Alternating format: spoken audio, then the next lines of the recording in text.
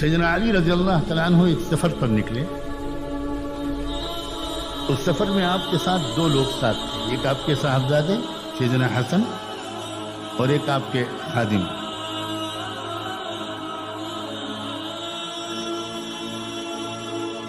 راستے میں ایک جگہ آرام کے لیے شاید اترے, لیٹے, کچھ بریک کیا سفر کو.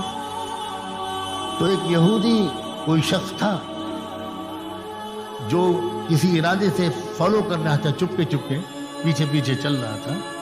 تو وہ جو لوہے کا لباس ہوتا ہے فوجی, زرہ جسے کہتے ہیں, بہت قیمتی ہوتا تھا. وہ جب اتار کر رکھا گیا تو وہ ایسا موقع پایا کہ وہ شخص لے کر تیز رفتار گھوڑے پر بھاگ گیا. اس نے چرایا وہ سامان, سیدنا علی کا وہ فوجی یا لوہے کا لباس. دونوں نے دیکھ لیا, سیدنا حسن نے بھی اور ان کے خادم نے بھی. مگر اسلامی قانون کے مطابق آنکھ دیکھ کر کرائم کرنے والے کو بھی حکومت خود پکڑ نہیں سکتی. اس کو کورٹ میں لانا ہوگا, ٹرائل ہوگا, دعویٰ ہوگا, ثبوت دینا ہوگا. جرم ثابت ہوگا تو اس کو سزا دی جائے گی. اگرچہ سیدنا علی خلیفہ ہیں, رولر ہیں, مگر وہ کورٹ آف لا میں شکایت کرتے ہیں. اور جج کون ہے؟ جج انہی کے شاگرد قاضی شریح, جو نیچرل جسٹس کے اصولوں کے پوری دنیا کے ماہرین قانون کے نزدیک سب سے بڑے اسکالر مانے جاتے ہیں. یورپ کی یونیورسٹیوں میں نے اپنی آنکھوں سے شریح کی چیئر دیکھی ہے, لا ڈپارٹمنٹس میں, لا فیکلٹی میں.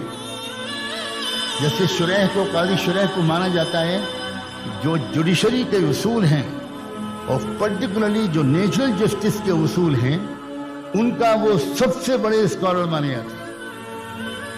حضرت علی کے اسٹوڈنٹ تھے وہ, اور ان کو اپوائنٹڈ تھے, ان کے ماتحت جج تھے. حضرت علی ان کی عدالت میں مقدمہ دائر کرتے ہیں اور قانون کے مطابق عدالت کی طرف سے نوٹسز ایشو ہوتی ہیں. سمن کیا جاتا ہے, بلایا جاتا ہے اس یہودی کو بھی اور حضرت علی کو بھی.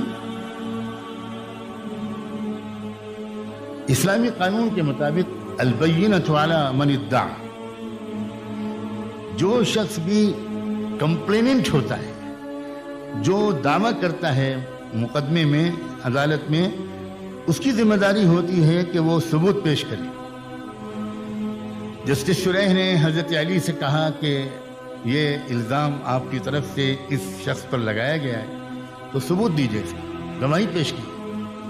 حضرت علی اشارہ کرتے ہیں, سیدنا حسن کھڑے ہوتے ہیں, قاعدے کے مطابق اپنے آپ کو انٹروڈیوس کراتے ہیں کہ میں حسن ابن علی ہوں اور میں فلاں سفر میں اپنے باپ علی کے ساتھ تھا اور فلاں جگہ پر تھا, اور یہ واقعہ پیش آیا اور میں نے اپنی آنکھوں سے دیکھا کہ میرے والد کی یہ چیز اس شخص نے اٹھائی اور تیز رفتار گھوڑے پر روانہ ہو.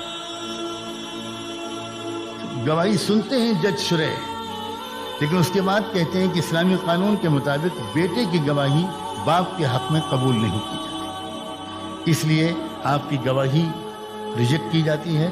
علی, آپ کے پاس کوئی اور گواہ ہو تو پیش کیجیے. اب دوسرا گواہ تھا خادم, غلام. اس کو طرف اشارہ کیا حضرت علی نے. وہ آتا ہے, وہ اسی طرح کی پوری گواہی دیتا ہے.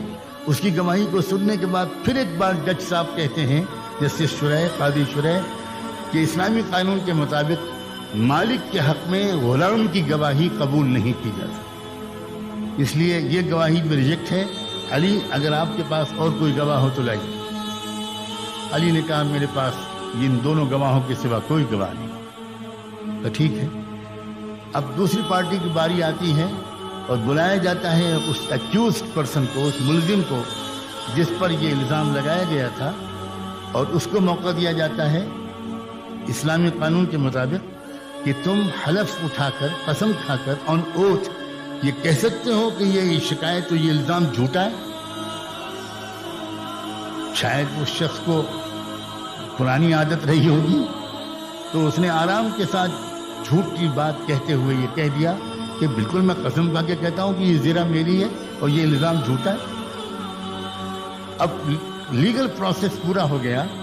حضرت شریح نے فیصلہ کر دیا کہ اپلیکیشن جو آپ کی ہے یا جو الزام تھا، جو کیس تھا، وہ ریجیکٹ کیا جاتا ہے. وہ اسٹینڈ نہیں کر سکا لیگلی، آپ ثبوت نہیں پیش کر سکے. اور یہودی اس شخص سے کہا گیا، زیمر اس کا غالباً نام تھا، تم یہ لے جاؤ، اب یہ تمہاری ہے.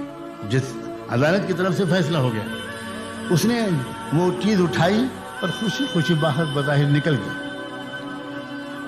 اب اور کوئی نہیں تھا عدالت کے کمرے میں، تنہا حضرت علی اور وہ جج شریح اور وہ صاحبزادے اور خادم.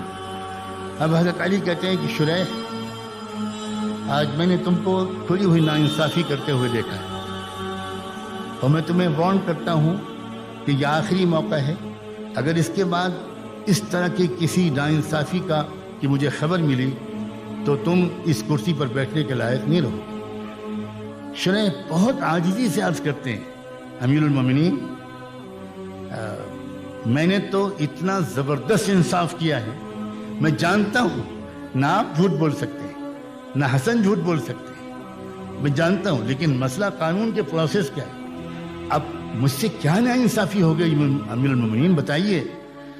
حضرت علی کہتے ہیں کہ دیکھو، ایک زبردست ناانصافی تم سے ہوئی ہے. ہم عربوں میں تم جانتے ہو، کسی کو جب ریسپیکٹ فلی کال کرتے ہیں تو اس کے نام کے بجائے کنیت کے ساتھ پکارتے ہیں، اور یہ ٹوکن ہوتا ہے، اشارہ ہوتا ہے کہ تم اس کی عزت کر رہے ہو، خصوصی اس کو مقام دے رہے ہو. تم نے مجھے یہاں علی کہہ کر پکارنے کے بجائے ابو الحسن کہہ کر پکارا. اس کا مطلب یہ ہے کہ ہم دونوں فریقوں کے ساتھ تم نے ایکول ٹریٹمنٹ نہیں کیا. تم نے مجھے عزت دی، اس کو کم عزت دی، یہ ناانصافی تھی. اب آگے سنیے. حضرت علی کمرے عدالت سے باہر نکلتے ہیں تو حیران رہ جاتے ہیں کہ وہ یہودی شخص تو وہیں کھڑا ہے، وہ تو گیا ہی نہیں. حضرت علی پوچھتے ہیں، کیا بات ہے بھائی، تم کو کس بات کا ڈر ہے؟ اب جاؤ، یہ کورٹ آف لا کا حکم ہو گیا، قاضی کا حکم ہو گیا، یہ زرا تمہاری ہے، جاؤ، کوئی تم سے چھیڑ چھاڑ نہیں کرے گا. جواب آتا ہے زیمر کی طرف سے، علی بات تو سنیے، یہ زرا بھی آپ کی ہے اور آج سے میں بھی آپ کا ہوں. علی پوچھتے ہیں، کیا بات؟ تو ان کا، میں چور نہیں ہوں، میں اہل کتاب کا عالم ہوں، اور ہماری کتاب تورات میں چوتھے خلیفہ کی علامات بڑی تفصیل سے لکھی ہیں، چاروں خلفاء کی. اس میں سے چوتھے خلیفہ کی ایک علامت یہ لکھی ہے کہ ان کی دشمن قوم کا آدمی ایک کرمنل ایکٹ کرے گا اور وہ شکایت کریں گے، لیکن عدالت میں قانون کے ضابطے کے پورا نہ ہونے کی وجہ سے ان کی شکایت مسترد ہو جائے گی. میں نے یہ سارا ڈرامہ اس لیے رچایا کہ میں اپنی آنکھوں سے دیکھنا چاہتا تھا کیا واقعی آپ آخری رسول محمد کے چوتھے خلیفہ ہیں. لہذا اب مجھ کو اطمینان ہو گیا، مجھے کلمہ پڑھا دیجئے، میں ایمان لانا چاہتا ہوں.